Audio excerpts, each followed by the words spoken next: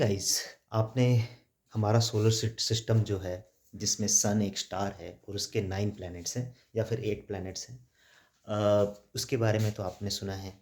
और अर्थ उसमें एक ऐसा सोलर सिस्टम में एक ऐसा प्लैनेट है जहाँ पे जीवन है, तरह तरह के जीव जंतु और इंसान यहाँ पे रहते हैं। लेकिन इस ब्रह्मांड में क्या कहीं पे जीवन हो सकता है? इसी के बारे में मैं बात करूँगा, क्योंकि ये जो ब्रह्मांड है, ये अनंत सा लगता है, लेकिन ये भी शायद अनंत नहीं है। इसका जो फैलाव है वो अराउंड 10 टू द पावर 100, इतना बड़ा ये ब्रह्मांड है। मीन्स आप समझ सकते हो कि मतलब इससे भी बड़ा हो सकता है। मतलब तो आप इमेजिन कीजिए कितना बड़ा ये ब्रह्मांड है। इसमें बहुत से ग्रह हैं और बहुत से स्टार्स हो सकते हैं। और मैं आपको बताना चाहूँगा, धरती से सबसे बड़े नज़दीकी स्टार जो है वो है प्रोक्सिमा सेंचुरी बी। अभी फ़िलहाल इसे नंगी आँखों से देखना बहुत ज़्यादा मुश्किल है, प्रोक्सिमा सेंचुरी बी को। और इसे पावरफुल टेलीस्कोप्स के थ्रू ही हम देख सकते हैं प्रोक्सिमा सेंचुरी को।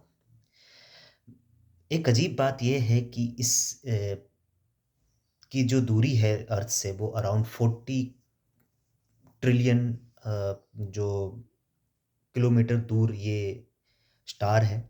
और मैं आपको बताना चाहूँगा, सन से ये स्टार जो है वो 10 गुना छोटा है। लेकिन इस ये काफ़ी ज़्यादा वायलेंट भी है और इससे काफ़ी ज़्यादा सोलर फ्लेयर्स निकलते रहते हैं। फ़िलहाल मैं आपको बताना चाहूँगा, अभी इस चीज़ का कोई सबूत अभी हमें नहीं मिला है कि वहाँ पे जीवन हो सकता है या फिर नहीं हो सकता है। मैक्सिमम चांसेस हैं कि कुछ माइक्रोब्स और बैक्टीरियाज़ वहाँ पे मिल जाएँ उस जगह पे, लेकिन उससे ज़्यादा मुझे मतलब ऐसा नहीं है। ऐसा साइंटिस्ट ने अभी पता नहीं किया है कि वहाँ पे और कुछ हो सकता है। इसके 3 प्लैनेट्स हैं, एक है प्रोक्सिमा सेंचुरी बी, एक है प्रोक्सिमा सेंचुरी सी और एक है प्रोक्सिमा डी। इसके 3 प्लैनेट्स हैं। और कुछ प्लैनेट्स हैबिटेबल ज़ोन में हैं। इट मीन्स कि जैसे कि अर्थ और सन के बीच में जो दूरी है, जो हैबिटेबल ज़ोन होता है, उसी तरीके से एक ग्रह है प्रोक्सिमा सेंचुरी बी या डी, वो हैबिटेबल ज़ोन में है, तो वहाँ पे हो सकता है कि वहाँ पे जीवन हो। अब मैं बात करना चाहूँगा कि क्या अभी तक नासा का कोई या फिर किसी कोई ऐसा कोई स्पेस मिशन प्लान्ड है कि भई किसी स्पेस मतलब किसी स्पेसक्राफ्ट को वहाँ पे भेजा जाए और वहाँ पे एक्सपीडिशन किया जाए, उस जगह को देखा जाए। फ़िलहाल तो ऐसा कोई प्रोग्राम नहीं है, क्योंकि धरती से इसकी दूरी अराउंड 4.24 लाइट ईयर्स दूर है।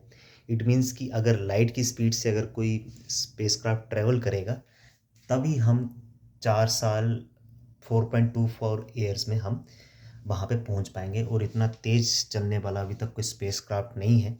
मैक्स टू मैक्स अगर हम मार्स पे भी अगर पहुँचते हैं, कोई भी मतलब नासा का मार्स में भी कोई मिशन आता है या फिर इंडिया के इसरो का कोई मार्स में मिशन आता है, तो बहुत बड़ी बात हो जाती है। और इसकी दूरी तो अराउंड 4.24 लाइट ईयर्स अवे है। हालाँकि ये बात कही जा रही है कि भैया ऐसे भविष्य में ऐसे स्पेस मिशंस हो सकते हैं जो कि प्रोक्सिमा सेंचुरी तक जाएँ। लेकिन उसके लिए जो स्पेसक्राफ्ट की स्पीड है वो लाइट स्पीड से अराउंड 15-20% रखनी होगी। इट मीन्स कि अगर वो 70 टू 80,000 किलोमीटर पर सेकंड की स्पीड से अगर कोई स्पेसक्राफ्ट चलेगा, तभी हम 20 साल के अंदर वहाँ पे पहुँच सकते हैं। ऐसी बात कही जा रही हो कि की जा रही है कि भी नैनो प्रोब्स होंगे, जैसे कि लेज़र बीम के थ्रू जो है किसी स्पेसक्राफ्ट को मतलब अ, भेजा जाए, तो सो दैट अगर किसी किसी स्पेस क्राफ्ट में हम लेज़र बीम डालें, तो लेज़र बीम की स्पीड से वही स्पेस क्राफ्ट जो है वो जाएँ। लेकिन प्रॉब्लम ये है कि जैसे-जैसे दूरी बढ़ती जाएगी, वैसे-वैसे इतनी दूरी तक लेज़र लाइट जो है वो उसके भी सिग्नल वीक होते जाएँगे। तो फ़िलहाल ये साइंस फ़िक्शन जैसी बात ही लगती है। बट हो सकता है कि आने वाले समय में अम, ऐसे कोई स्पेस मिशन हो अगले आने वाले 100 या 150 सालों के बाद, क्योंकि टेक्नोलॉजी दिन प्रतिदिन बदल रही है, वो और ज़्यादा एडवांस हो रही है। तो यही था मेरा वीडियो प्रोक्सिमा सेंचुरी के रिगार्डिंग, जो कि अराउंड अर्थ से 4.24 लाइट ईयर्स अवे है। और ब्रह्मांड के बारे में मैं आपको बताना चाहूँगा कि ब्रह्मांड अनंत सा लगता है। और यहाँ पे बहुत से स्टार्स हो सकते हैं और हो सकता है कि ब्रह्मांड में ऐसी बहुत सी जगह होगी जहाँ पे हमारे जैसे लोग या फिर हमसे डिफरेंट जीव जंतु जो है रहते होंगे।